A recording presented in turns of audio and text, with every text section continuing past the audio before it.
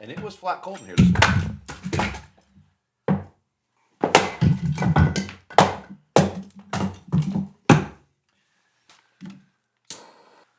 I feel like an old British person right now. At least you don't look like one. Yeah, there's that. God, they got some ugly teeth. I do have some jacked up teeth. You're not wrong. Do you think it's a healthcare thing? No, I think it's a style thing. I think it's one of those things they just don't care. Like Austin Powers? Yeah, baby. What a legend, man. Yeah, right. Where do you put Austin Powers in your film lore? Well, I did enjoy the Austin Powers movies, and I have seen them Shagadelic, baby. many times actually. But they weren't like epically funny. They were creative in a lot of different ways. So it's not really high up there. Like it's not actually a movie that I would like rewatch over and over for funsies. Like I got a whole bunch of movies up on my property, and when I'm killing time, since I don't have like internet or anything like that, I'll pick something out like that. And I think I have them up there, and I don't think I've watched them. How about now that you know stuff about making videos, Mike Myers acting in all 3 roles? Very challenging. Imagine shooting that. Oh, what a nightmare to keep straight, I can tell you that. But I imagine they got more than 2 people trying to keep it straight, too.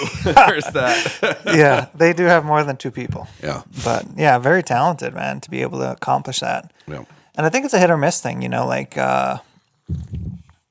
it's either going to be really funny or not that funny, and it's probably not in the middle. Yeah.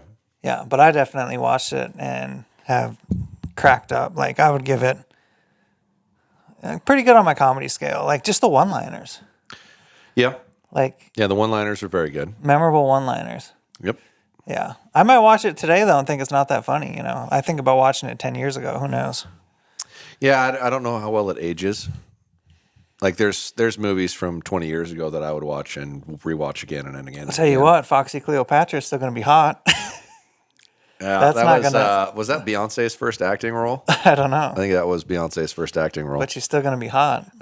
What she got? I'm Foxy Cleopatra. I'm a whole lot of woman. Yes. Yeah.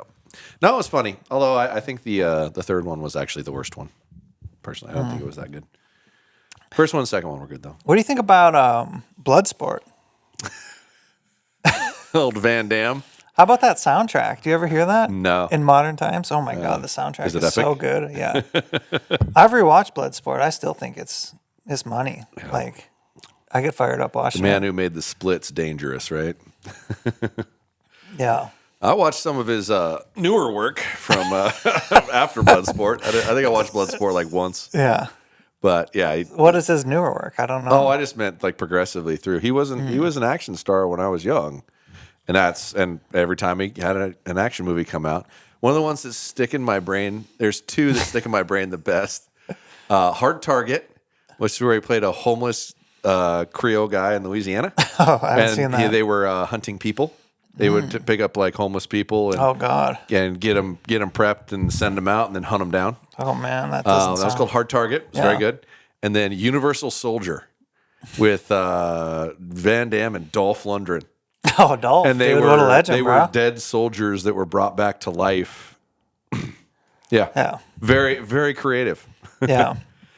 Both of those stick out in my mind as Van Damme movies that I would like think about. He did so many too. What about, like, it was movie after movie after movie after movie? So 2 things came to mind. What about Liam Nielsen? Do you remember any of his like spoof movies? Liam Neeson? Is that who it is? The older guy with the white hair? Yeah. He did the knockoff on Yeah, like Airplane yeah. and The Naked Gun and all those. Naked Gun. What do you think about that? I thought it was hilarious. Like Yeah. but those were like super, super cheesy, like beyond cheesy kind of things. Yeah. And those, like the first time around, are always hard for me. And It's like it's too much. And then you go back and watch it again, and all the one-liners will pop out at you better, and you find it more entertaining, like Zoolander. and there's layers to it, right? Because he was mocking a lot of stuff. Oh, yes. Yeah. 100%. Yeah. But like the first time I watched Zoolander, I hated it. First time I watched Dumb and Dumber, hated it. Like, this is the dumbest thing I've ever seen in my life. But then you go back and watch it again, and there's so much more humor in it because you don't have an expectation anymore. Yeah, Dumb and Dumber didn't slap for me the first time I watched it. I didn't either. Yeah. I was like, this is so stupid. And I watch it like 3 times after, and I'm like, this might be the funniest thing I've ever seen. Yeah. And I actually really enjoy movies like that because it's you have this expectation, your expectation fails, and then you go back and watch it, and you're pleasantly surprised. Yeah. Again, Yeah, I like all that nostalgic movie stuff. Like, I don't know if it's a getting older thing, and I watch a new movie and I'm like, oh, that's not that good. They were better back in the day. And there have definitely been good like modern movies, but I think about a lot of those old movies that are just so good, man. well, but your expectations of the world were different then than they are Right. now. So I'll as, tell you, as though, it evolves, it's going to be harder. I wanted your opinion on. You mentioned Dolph Lundgren. Oh yeah, old Dolph. What do you have you watched the new Creeds? Creed 1, Creed 2? Yeah. What do you think about them? Very good. Yeah, very good. I think they're very good. Like, that's a modern movie that I watched, and I'm like, wow, how do they keep the Rocky series going and like good? Isn't Dolph like a freaking physicist or some crazy Yeah, thing in he's real in life? that. Like, Oh, yeah. in real life, I don't know. Yeah, like no, I think he's got like he's super intelligent. If I remember right, I remember hearing that somewhere. I'd have to look into it, but I think he's like crazy intelligent. That'd be interesting if he was. Yeah, But how I'm about pretty sure he that? is. Like, how do they keep that series going? The Rocky I don't know, man. moving into Creed, and it's still Keeps good. going. Like, it's just a good story. Keeps on trucking. A little bit of like Kind of like the South Park. It just keeps going. yeah, And Simpsons. Aren't they still making The Simpsons? yeah, Like 30 years in or some crazy thing? yeah. The only part of Creed I thought was cheesy when they were doing the ATV stuff. You know, like the what? popping the ATV stuff, popping wheelies on their dirt bikes and ATVs. Oh, Yeah. sure. But other than that, man, what a story. Well, today's episode has a little bit of a theme. We're Yep. gonna do some bow predict. Well, I'm gonna do some bow predictions. Guess that bow! Yeah, name that bow. Yeah, so traditionally, when we've done this in the past, Yes. Tim's asked for my predictions. That would be unfair because I've pretty much seen everything now. Yeah, you got Dang your- near. There's a couple I haven't seen, but I have inside information, so it wouldn't be fair of me to predict. So up until this year, I didn't get them, but a couple days before they launched. Yeah. I've been getting them early now, so I have unfair information, so I can't be a predictor. Yeah. So if you get the chance to watch this on YouTube, you should watch Josh's face very carefully and see if you can dissect anything out of these predictions. And we'll see how good his poker face is. And or if you're listening to it, maybe we'll find an inflection tone. Now, did we ever have a discussion that I should try like an edible or something before one of these? This would Yeah. have been the right one to do it, because then you wouldn't be able to read anything. Yeah. Because I would just be wasted. Yeah. The next time we get the four archery musketeers together, maybe we can do something like that as a special episode. Scares me as a group. Yeah. If I would want to be in my safe space. I'm in my home right now. Well, yeah, we'll get him if here. If it went down a dark path, I'd want to be familiar. Yeah, Brandon needs to get to here. He's never been here. Well, he's been here, but it's been like 10 Yep. years, 8 No, years. I agree. He needs to come up this way. Yeah, it's nice here. We have nice things here. Yeah, it's pretty nice down there though too. There's some You know, really nice speaking things down of there. things we've done in the past, I'm kind of sad that we missed this year was the special poolside chat. Yeah, hard pass. We missed our That was dumb. we missed our season for this Yeah, poolside chat. Yeah, we just had the pool closed yesterday. Yeah. Or I was thinking it we could do it in the pool chairs out there and maybe have a couple Coronas going or something. There is that. Always got the hot tub. But yeah. That thing's open year round. Well, let's let you pick. Who are the big brands we're going to cover? Well, The majors. the majors. Let's just play it down by size. You got Matthews, then Hoyt, then third one's always arguable. Most people would argue it. Could be Bowtech, could be Darton, could be Elite maybe. PSC, could be Elite. Yeah. Could be Prime. Any one of those could be argued is the third biggest bow brand. Any one of those. And then you've also got the outliers. You know, you've got the supposedly. Why am I drawing a blank? Truth is launching a 2026, even though they came out like 4 months ago. Supposedly they're doing a 2026. Expedition's got a 2026. I'm trying to think. And Expedition's still a direct-to-consumer product? No, they're dealer. Dealer, okay. They're dealer base. They did a direct to consumer option. They were still dealer. They had both, and I think they did away with it altogether. They were doing that, and so I want to say one of the old head engineer of Hoyt is at Expedition. I'm pretty sure, if I remember that right. Internet sleuth me and tell me how much of an idiot I am. Well, it's kind of interesting. I hear stories of archer engineers going to archery companies. I wonder how often like outside engineers get brought in. Do you hear many stories about that? I know of one. Yeah. Sure.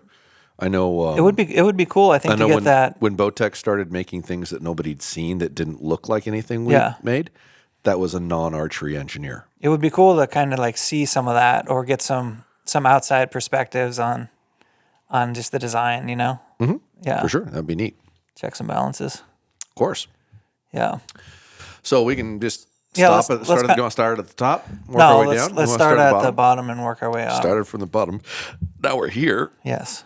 Well, I guess then you'd probably have to start with Truth because that's probably the smallest company of all of them.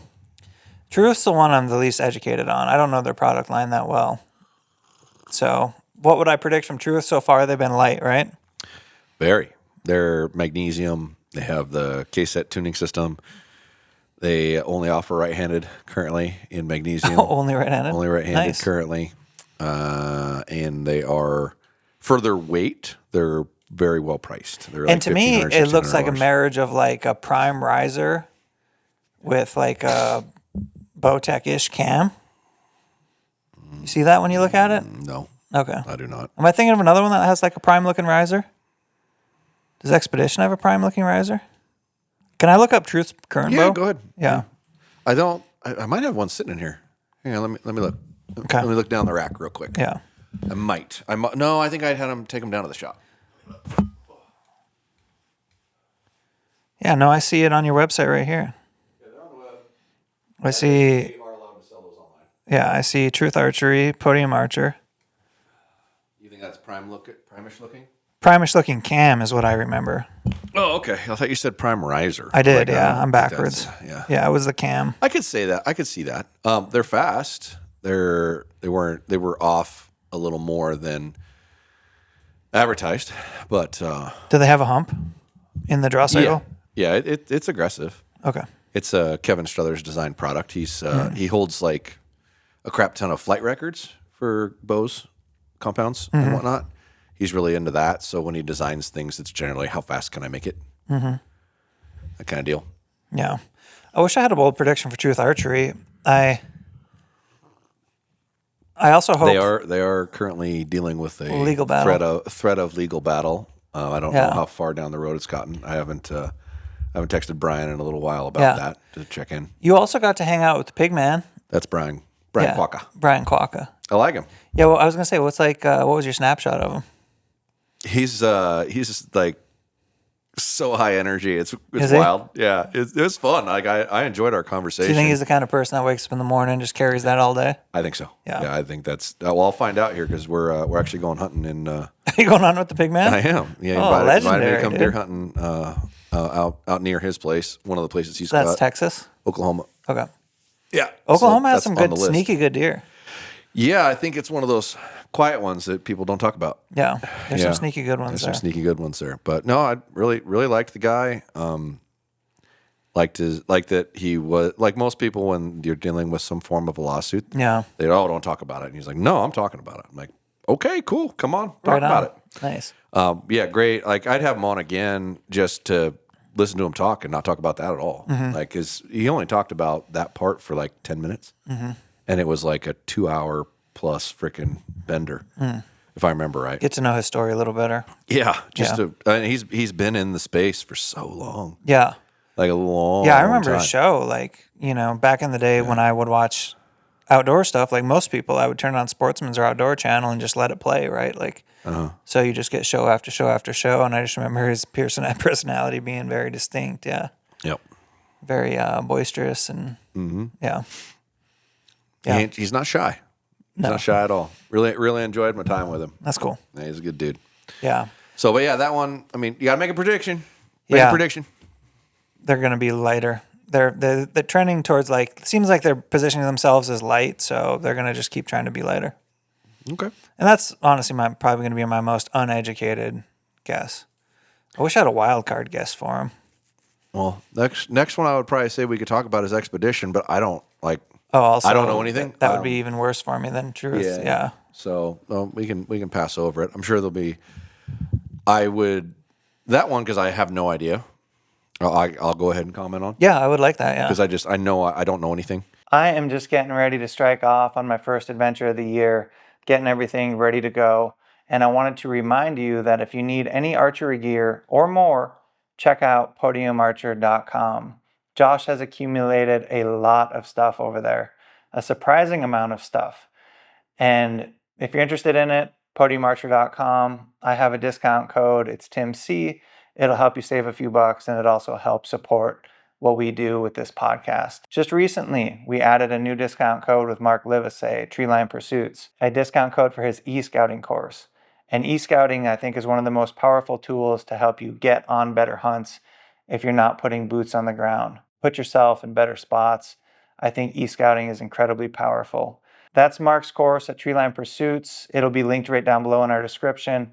It's discount code Josh and Tim. It'll get you 20% off the course, which I think is pretty rad if you want to check that out. And don't forget to subscribe to this podcast wherever you're listening and leave it a review. That really does help. It helps us reach more people and support the podcast. Thank you all. On that note, I'm going to go fling some arrows and we'll get right back to the pod. Yeah. I would venture that it's probably going to shift more Hoytish because the engineers was from Hoyt. So I think they'd probably incorporate some things that he enjoys. I think they're going to look a lot different. It's my first initial thing. You think an expedition's going to come out and look different than they have? 100%. I think it's going to be a completely different bow, but we'll see. I don't know. Well, that's always exciting to me when someone's willing to roll the dice on like a new to them looking bow. Yeah. So, all right, next up on the list. Let me ask you this before we get into it. Sure. If a person wanted to sell bows like this year or next year or the next year after that, and they're like, okay, we just want to be different. We want to be different than all the other bows. Like, what is that? Like what's an opportunity to be different? Are we talking a dealer selling bows or a manufacturer? Or consumer goes to a bow show and they look at these bows and they're like, oh my gosh, look at that one. Why does it look like that? That's tough because they're kind of molding into similar mold, they right? They all look very similar. Yeah, it's hard to find ones that jump out as different aesthetically anymore. Aesthetics are so similar. I got a couple ideas while I'm talking about it. It could be a color, like there could be unique colorways. I think. I also think names. I think they've gotten into really boring names. Like for example, initial 3. Prime 2, shit like that. Like, what about the Beastinator 4000 or the Long Bomber 100? You could there could definitely be some more creativity in the names department. Yeah, no, for sure. But that's not going to help someone pick them up from a line. You could design something around, or make your entire marketing scheme all centered around like the most accurate thing at distance or something like that, and I could see that, like the Long Bomber 5000 or that sort of thing. Yeah. That's definitely a thought, and that might be a way to stand out. Color wise, that's a toughie, man. Like I don't know how much color even stands out. People aren't gonna hunt with weird colors either. Yeah. So just a thought. That's a tough one, man. Yeah. I know Prime's done like the center grip thing, and when I felt a center grip, I didn't feel like a center grip was doing something unique to the bow. I actually felt like it made the string angle worse. Is that true? It does make the string angle worse. Yeah. Oh, 100%. That's what it felt like to me. They'll argue that it makes the bow balance better because your hand is in the center of the bow. Right. Which I get that. Hoyt did some things like that at one point. Mm-hmm. But it definitely makes the bow feel like a 36-inch axle-to-axle bow feels like a 32-inch axle-to-axle bow to me because of the string angle. Because you're attaching up higher, so the angle's flatter. And that hurts the long draw length people the most, probably, right? Probably. Yeah. Well, what's your prediction for Prime? Okay. Prime, they have to do something that looks different eventually, don't they? I mean, they've been a rendition of the same. Didn't they kind of do that this year? I mean, they made a carbon aluminum hybrid bow that looked fact. different. Yeah. Like you walk down the rack and go, what's that? I was thinking about just aluminum. Okay. That's a great point. I would love to see a continued venture on that hybrid model. I think there's a place for the hybrid model that's going to make some sense, and they're working that direction. So I think they're going to have an iteration of that. I mean, bikes like the bikes people drive, they're made out of carbon and aluminum. We see a lot of successful fusions of those two things. And the carbon's there to help save the weight, and the aluminum's, aluminum's aluminum. Right. I think that's actually that's probably, if I had to guess, because I don't know the answer to this part. I do know some information, so I'll keep my comments to a minimum. But I would bet that you're probably right. I would bet that there's probably more of a play on that. Yeah. They came out with a 30-inch version mid-year. Yeah. And they came out with a 34, and then they launched a 30 as well. So I would bet it's probably iterations upon that. I would love to see that come in at a different price.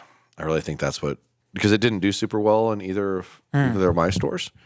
And I think that if it was more of a competitive price point against an aluminum, it probably would have done a lot better, if I had to guess. What's your drink of choice today? Today I have the First Form Energy Grape Smash, water, and tea because I've been fighting a cold. What are you chasing it with? This? Yeah. This is a throat comfort tea. Okay.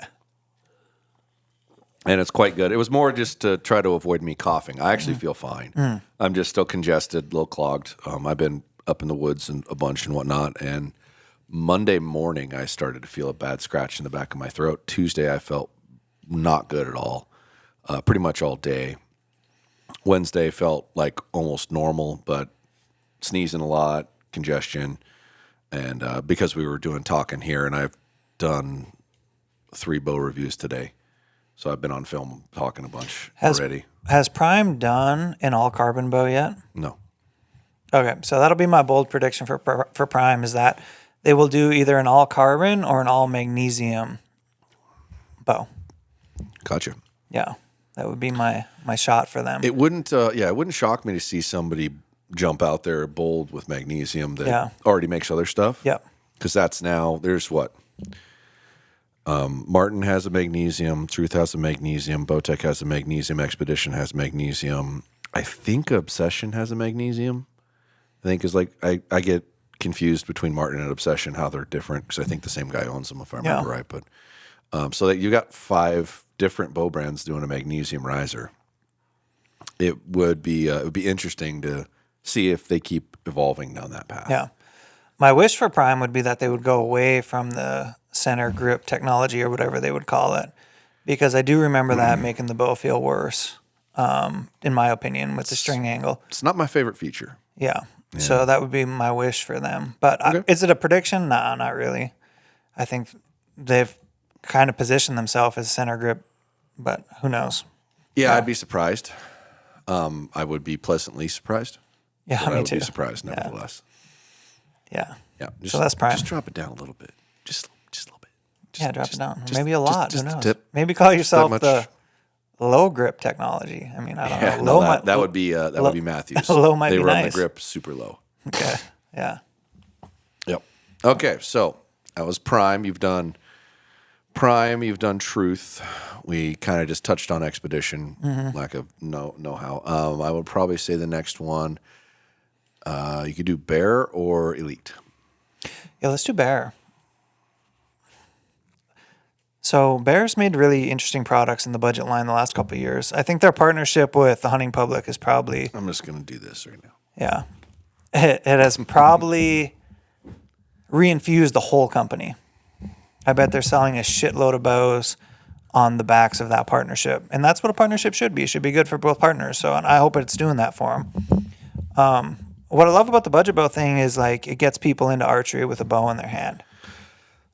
Bear does a phenomenal job of making an adult-centric bow at a good price. Yeah. And you were telling me it's all U.S. Yeah, I thought it wasn't. I assumed it wasn't. And I assumed it wasn't either by the look of the riser. It kind of has the cast look to it. But we talked about that at one point. Yeah. I think Brandon and I talked about it at one point too when Scotty was on. And dude, they corrected us. No, it's all American made. How? Yeah. How are you making that at that price?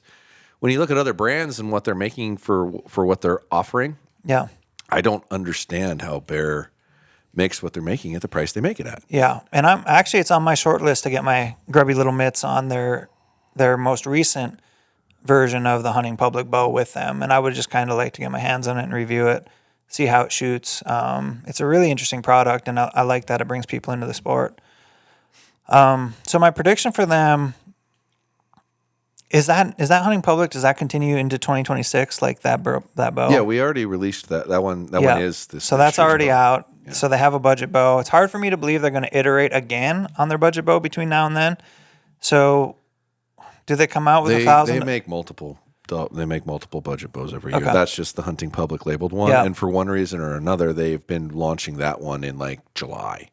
Yeah. I'm not sure why or what the purpose of why they always tend to launch the new version of that bow.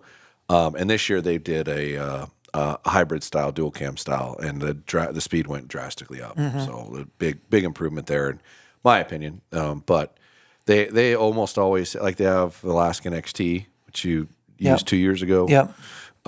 They've almost always got 3 or 4 or 5 bows in that price range. Yeah. It's not just that they come out with a good bow in that price. They come out with multiple good options in that price. And it just baffles me. Like a $530 bow. What do you get for $530 in most places you look? Yeah. It's a kid's bow that fits an adult. Well, my prediction is that budget bow is going to be it's like their flagship budget bow. It's not going to change a lot. But they come out with like a $1,000 to $1,200 flagship bow that looks more like unique to bear, and maybe the hunting public partners with them on that. What price did you say? $1,000 to $1,200, $1,000 to $1,200. What kind of bow? like flagship style. They do. Yeah. But like, yeah, I know they have that model currently. Okay. But maybe they do something that they partner with the hunting public on. So then the hunting public is like promoting a budget bow and something else that's a little upper tier. So that way people can like work vertically within that, They can get into the program with a budget bow, and then maybe later they're like, oh yeah, I want to shoot something that maybe I can stretch out and press out a little more. Well, I know they'd love to sell more high-end bows. Yeah. For sure. It's a tough market to break into, and that's the tricky part of dominating the entry level price point is you get known for that, and it gets hard to get out of it. At one point with Bear, I think their most expensive bow was $550 at one point. So they've progressively worked their way up in that market, and that one launches September 29th. So those bows come out Monday. So those will actually be out, I think, when this airs. Okay. Be my guess. I'll get to see that soon then. So yeah, But it's. I know they'd like to work on the high end. I've seen them, so I know what they're doing. My prediction is it's a dual cam bow. Speed's going to be comparable to what we see top end speeds near, in that it's just priced a little more competitively. I think. What would you maybe determine that? What pricing competitively would be, like 1,000? 1,000 to 1,200. Okay. Yeah. I think about a typical flagship cost right now being about 1,400 MSRP. To me, that's like what I think is normal. What do you think is more or less than that? About right? I think you're probably in that. Well, if you're taking averages, right, and you're looking at like the say the big 3 or big 4. But saying 3 or 4 is hard. Yeah. Because we can't even determine who 3 and 4 is. So I would say just the 2, An 1 average and 2, of and you're in there. Matthews, Hoyt, Matthews, Bowtech, and Yeah. maybe throw Elite in there or Darton or something. Yeah. I know both of our stores, Darton was our 3rd best selling bow. So, and they're typically a little less expensive than your Hoyt or your Matthews. Yeah. They have been positioned a little bit less expensive. Yeah, they're positioned in that $1,200, $1,250 price range, if I remember it, something like that. Which is kind of cool. Yeah, well, it's a little bit of a savings and offering you some features, that people liked. It took really well, surprisingly. So yeah. Okay, so that was your bold Bear prediction. Yeah, I wish I had something that was a little more bold for Bear. Yeah, but that's what I got. Okay. Yeah. All right. So more competitive speed, but a little bit more forgiving on the price. I think they were $1,250 last year. Yeah. If I remember right, on their high end or something like that. Yeah. I can't see them getting like a tuning feature integration or something.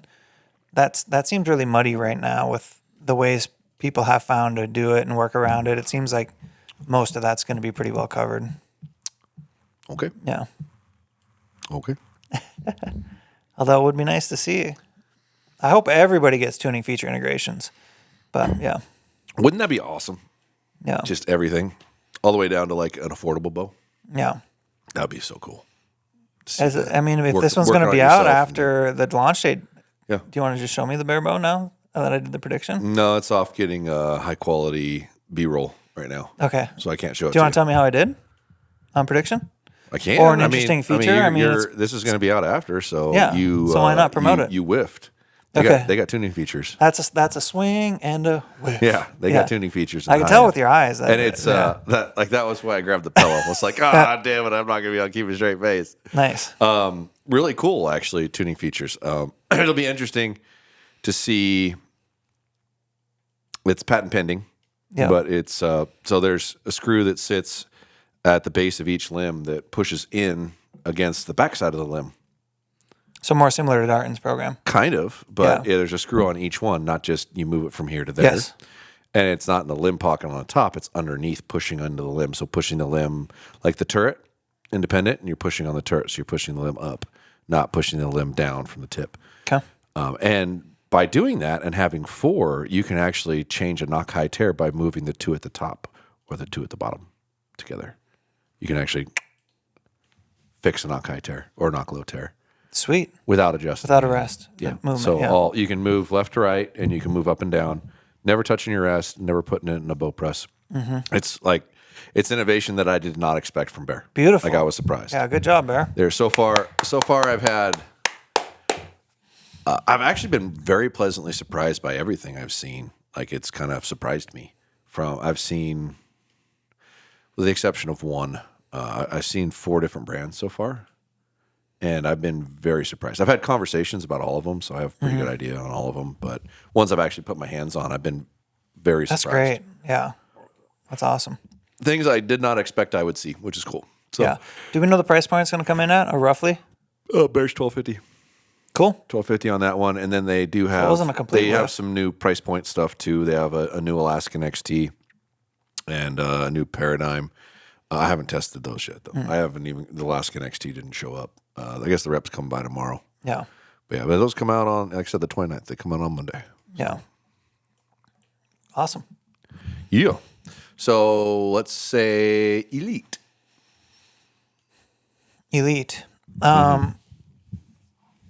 done something pretty interesting the last couple of years. I don't know if most people are giving them credit for that. They're making like a 33-ish bow with a relatively high brace height, around 7, that shoots nice and maintains pretty good speed. I was actually most impressed by Elite's carbon bow, although I don't think it's particularly light, right? No, it's not. Yeah. But the way it felt, Justin has an Elite carbon bow. I've shot his bow. His specs are similar to mine. The bow felt nice for carbon. I think their main offering is going to be some type of iteration of that carbon. Maybe they lighten it up. I hope they don't veer too far from what they've done in the past, because they've got a nice blend of feel, speed, brace height. Maybe they just get an iteration of that that's lighter. And then, so my bold prediction for them is going to be that, what do you call their tuning technology currently?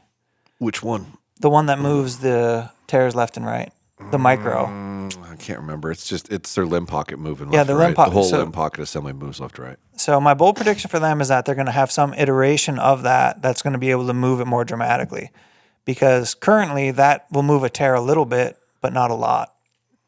And I think there's probably a way within what they're doing currently to move it further. Maybe I'm wrong, but that'd be my bold prediction. So emphasis on carbon, but lighter. Yep. And greater range in the tuning system. Yeah. Okay. Greater range in the tuning system would improve that system for a lot of people. Okay. Yeah. Whether they do that or not, I don't know. They've always had pretty good feeling cams, in my opinion. So I don't think they need to change those a ton. And I hope they don't. They push out good speeds for their brace height. Yeah. They tend to. Yep. Yeah. Cool. That's Elite. All right. So let's see. What should we go to next? Either Bowtech or Darton. PSE. PSE. Yeah. Gosh, I've been really optimistic for PSE the last couple of years, and their offerings have been very similar. So I can't imagine they're going to veer very far off that course. Like, it's going to be a similar iteration of their carbon and their aluminum this year. Yeah, and I think of all the companies likely to say, like, blow a dick off, I think PSE is not going to do it. Just for, I was going to say for clarification, is blowing a dick off Good. good? Yeah. Okay. Or it means they did something outlandish or Gotcha. Like took a shot at the moon. Something huge. Yeah, they did something big. I just think it's going to be a micro iteration of their current offerings. Okay. Gotcha. It's a very safe bet. It's a safe bet. Kinda My wish lame. for them, it is lame, yeah, but it's what I believe to be true. Okay. My wish for them is that they would do something cool with their carbon because, like, their carbon bows are really beautiful and simple. They don't have any tuning features. If they had tuning features, that would be sick. And you can currently like push the spacers in and out, right? Like they're relatively easy. It's simpler than a spacer. Yeah. It's a simpler system than a spacer, but I'd put it just above a spacer. Gosh. I wouldn't really necessarily call it a tuning system. It's just a spacer that's easier to remove. Yeah. If they took that carbon bow and just beefed it up with some tuning features or made it look new and different, Yeah. man, that's a great model to operate off. I think that would crush. Yeah. Like if they did that, and that grip on that carbon bow feels awesome. Yeah. Yeah. Yeah, their biggest issue is being able to make enough of them. I think they always seem like they're back ordered a long ways on the carbons. Okay, but they're very labor intensive to make. Let me ask you this: it's hard to know, but does PJ Riley say the PSE wins the bow of the year again? What are the Vegas odds on that? The trilogy? Yeah, the three-peat, man. Third time's a charm. It's a little three-peat action. Yeah. We got a dynasty on our hands. Yes. I'm betting there's a really good likelihood that happens again. Okay. We'll see. All right. They've just been there we go. Talking them up. Yeah. God, I want so badly for you and PJ Riley to have a rivalry. PSE, the claimer of dynamic brace height. Yeah.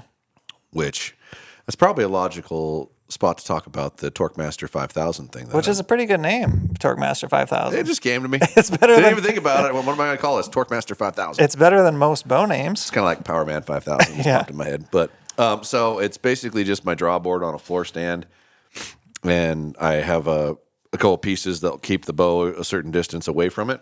Yeah. You draw it back in the draw board. I bolt a stabilizer assembly onto the rest position at a 90-degree angle, and I use the rest because most bows have the relation to the rest and the grip almost exactly the same. So it's the easiest thing to find uniformity from bow to bow to bow. Yeah.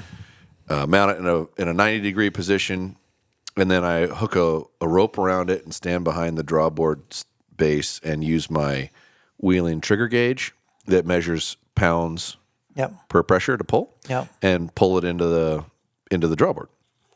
And the amount of pressure it takes to pull that stabilizer into the drawboard indicates how hard the bow is to torque. Simple. So and to summarize, what you're trying to find a good way is to measure like the torque of the bow, right? Or how hard it is to torque. So the whole dynamic brace height thing is a hard thing to prove. Yeah. Okay. Because on dynamic brace height, the argument of it is that you should be measuring your brace height at full draw. Because if you draw the bow back where the string leaves the cams vertically in a straight line to the pivot point in the grip is your actual brace height, not at rest. Yep. And I don't disagree with it, but what's the point of this argument? Well, the higher your brace height, the harder it is to torque your bow. Right? So my head said, all right, well, let's just measure torque. Why are we measuring all these other things? Why don't we just try to find a way to measure torque? Yeah. And I think I have. We are not using it as a part of the scoring system, but we're still going to measure each one. So you can safely look at, you can compare it for yourself, but we're not docking a bow brand for that. Which I think is smart for something new, but it's cool to have the measurable, which is what you're creating. And so far, I'm actually seeing more measurement variance than I thought. I played with it early on some of the bows from last year. I put like 3 or 4, and ones that I knew were torquey and ones that weren't. Yeah. And the numbers that I got back directly correlated to that. So I'm like, okay, this could be real. This could work. And then some of the results I've gotten thus far are shockingly different. So it might be very valid, but you got to watch reviews to find out. Yeah, it'd be interesting. It's cool. I think that's a good idea. I'm curious to see if there ends up being a correlation between brace height and torqueability. Is that a word? Torqueability? It should be if it's not. It is now. It's a great word. Yeah. Congratulations. Put it in the dictionary. It is now. I bet you that's a word. Yeah. Yeah. All right. So that was PSE. Now, how about, I know we talked about Prime earlier, but was that actually your prediction? Yeah. You would think you're hoping they'll go away from the logo. Okay. So we don't have to talk about Prime. Darton. I think it's Darton, Hoyt, Matthews. All right. So let's do Darton. Darton, yeah. Something you're real familiar with. Got a lot of reps in. Yeah, very familiar with. So what I think they'll do versus what I actually hope they'll do, I think they'll make an iteration of their current bow line that is lighter. Only because it sat at the heavier end of like the bow spectrum, right? On the heavier side. Mm-hmm. I don't think they'll change their cam, and I hope they don't. Their cam is a really good blend of feel and speed. I really hope they keep their cam. You changed your strings out, didn't you? Yeah. Or did you test it before and after for speed? Yeah. Was it faster or slower? Similar. Similar. Okay. Yeah. Cool. Yeah, it was similar on both sides. After my string settled, I had to add twists to the cables. They did like lose a couple pounds. Gotcha. But at the same poundage, similar. Interesting. Cool. Yeah. Yeah, that was one of my hesitations because it was so fast. Like for how it felt, I was willing to bet they were doing Strand some count or fuckery with the something? strings. Yeah. Oh, yeah. Because for those that don't know, if you take strand counts out of your bowstring, it'll go faster. It's just going to stretch more. And so when you change the stock stuff out to standard factory high end, No. I was curious if you were going to gain or lose speed.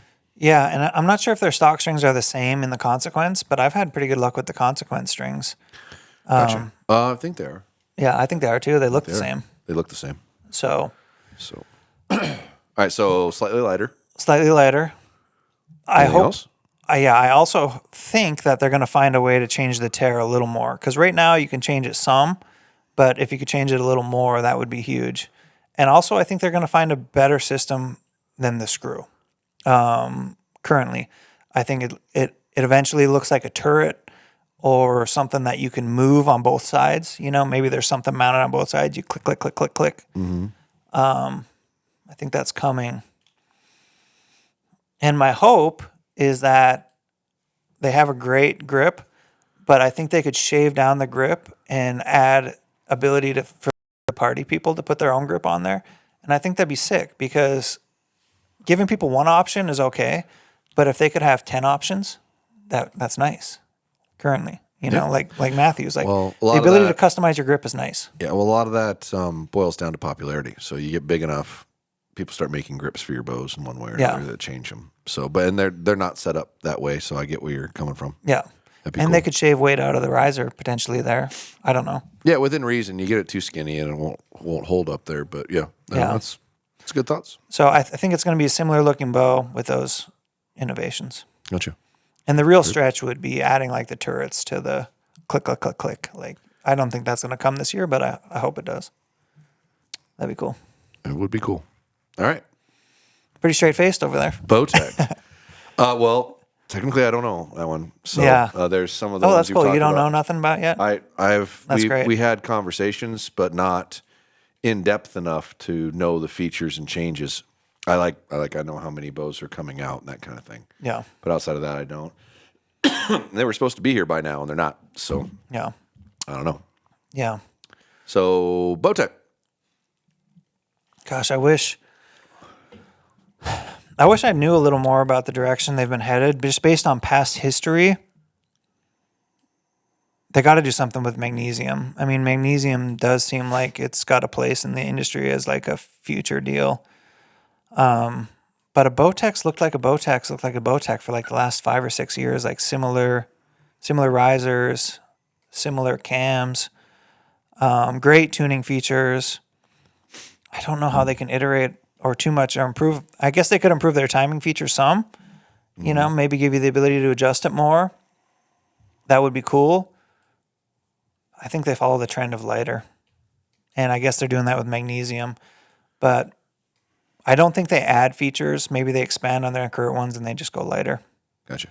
Also, cam durability. I mean, I know that you're not supposed to dry fire a bow, but also I know that Bowtechs, when you do dry fire them, like they pretty much fold up their cams. They claim they do that on purpose so it doesn't Yeah. damage the rest of the bow. But other bow companies don't do that. I mean, it would be cool to see. I won't be too sure about that. Yeah. Well, there are definitely some companies that their cams don't fold, right? There's one that I tested that the cams didn't fold. The rest of them did. Oh, yeah. On the first dry fire? No, not all. Matthews took 2, and it bent a little bit, Yeah. not drastic. There we go. Prime folded like origami. Yeah. I think we only did like 4 of them, and for one reason or another, the Prime video is still not out. I don't know what happened there. I think Jeff's had a hard time getting the files off of the camera or something. But the PS or the Hoyt, we didn't do a PSE. The Hoyt took 10, and I just gave up. The Matthews, the second one bent it. And then the string came off. Yeah. And the string coming off is what bent it, but it bent it a little bit. Like we could have drawn it back and shot it again, and it probably would have stayed together. The Bowtech and the Prime both just crunched. And I talked to Bowtech about that and said, we designed the failure point to be in the cam so it's easier to fix. Yeah. So, and you don't get stressed in the other parts of your bow. Yeah. So there's that. And then Hoyt was like quite a few dry fires. Yeah, Hoyt wants your bow to not fail. Yeah. Period. Hoyt was 10 and I stopped. Which I'm on team Hoyt in that department. Like if someone's in the field and they screw up, they make a dry fire, hopefully the bow stays intact. Even if it's for a couple extra shots, just to help get them through that hunt. I'm on that team. Yes, it's easy to assess and diagnose, but also makes me feel like they're using cheaper materials or composites. I don't know. I would just like to see them be better. Yeah, I don't think it's cheaper materials. It's taking too much meat out of the cam. So when you're designing those things, you can leave mass in the cam to make it harder to fail. Yeah. But your cam's heavier, so consequently it's usually slower in that scenario. So that's just part. And Hoyt's had certain protocols in their designing and engineering phases that they keep forever. Like there's a certain number of dry fires every riser must get through. Like the other parts around it can fail, but the risers can't. A certain number of cycles that a limb must be able to handle before a failure. And that's not a dry fire. That's just drop back, set it down, drop back, set it down. The thing that flexes the most has to have a certain number of those before they'll pass the bow. So they do testing like that more, I think, than any other brand really does. And it surviving those dry fires is a reflection of that. Yeah. So all right. So that was Bowtech. So we're on to Hoyt and Matthews. All right, Hoyt, what do you got? I remember doing this with you last year, and I said, man, I'm so optimistic about Hoyt this year. It just feels like they're going to do something cool. And you said, well, Hoyt's traditionally the slowest to change. And that rang true. So it's hard for me. Once again, those testing protocols require it takes longer to make a change. So do they make something wildly different? I find that hard to believe to be true. Do they put a tuning feature in? That would be my bold prediction. Hoyts remain to look like Hoyts, and they find a workaround for the tuning feature, or they license somebody's technology that's willing to do that. I think the current cam feels pretty good. It's fast. It's pretty stiff, but that's okay. Because typically if it's fast, it is a little bit stiffer. It doesn't have a weird hump or anything, do you think? No, I don't think it has a weird hump. It's just a little stiffer. It's got some load in the front, just like a Matthews does. Yeah. Feels very similar to that, in my opinion. Yeah. Yeah. So I think they just add a tuning feature. I think they're still going to look like a Hoyt with that little thing that comes around on the riser. Yeah, I-beam. Yeah. I-beam construction. I-beam construction. Yeah, I'd be surprised if they ever go away from that. That's like their thing. Yeah. And it makes their bow look different on the wall. Does, yeah. Which is a good plus. Like if you can stand out looking aesthetically different as a brand, that's a positive. Yeah, totally. For sure. And it's still functional, which is good. I mean, you see eight people shooting a bow at attack, and you could look at one and be like, oh, that's a Hoyt. Yeah. Absolutely. So it's easy to spot. Yeah. Yep. And my other bold prediction is they finally let the people buy the 90-pound hammer. They should. I mean, meatheads are real people too. Meatheads are real people too. They are, Good comment. Meatheads deserve Good comment. a bow. They deserve to buy a bow. If they need to charge a little more because it's a special manufacturing deal, I think I think they could charge quite a bit more and maybe get away with it just because it's unique. I mean, Yeah. yeah. Well, there's a few of those floating around, right? Meatheads Already. or No, 90-pound 90 bows? pounders. Okay. There's a few of them floating around, so Yeah. it's they know how to do it. Mm-hmm. So it could be very, very well be feasible. Yeah. For sure. That'd be cool. All right, so we're down to. I feel bad if we forgot somebody. I don't think we did. I don't think we did, but I No. would feel terrible if we did. We're down to traditionally the one who sells the most, Matthews. What is Matthews going to do? And for the record, I do not know. Okay, that's great. I have one that I really, really hope for, but I think it goes against their design principles of late, which they've been trending to design as light as possible with aluminum. But the fat limbs. God, do I hope they put fat limbs on their hunting bows. Like the title. Oh, like the wide. Wide. Fat. I say wide. I like big bottoms. Yeah. Dumps like a truck. These titles have very fat limbs. And to me, that feels like the secret sauce of a title because a title doesn't have a lot of brace height, relatively speaking, but they hold nicely. A lot of target archers end up with the title in their hands. Could have something to do with the fact that it has half the reflex that their hunting bows do, too, Yeah. Yeah, both of those things. And still a good feeling cam and good speed out of that cam for their target bows. So I hope they integrate the fat limbs in their hunting bows. I think that might be like a next couple year trend. Unless I'm wrong, unless the fat limbs don't really matter. But I think they do. I'd have a hard time believing they'd put those on their target bows if it didn't matter. Right.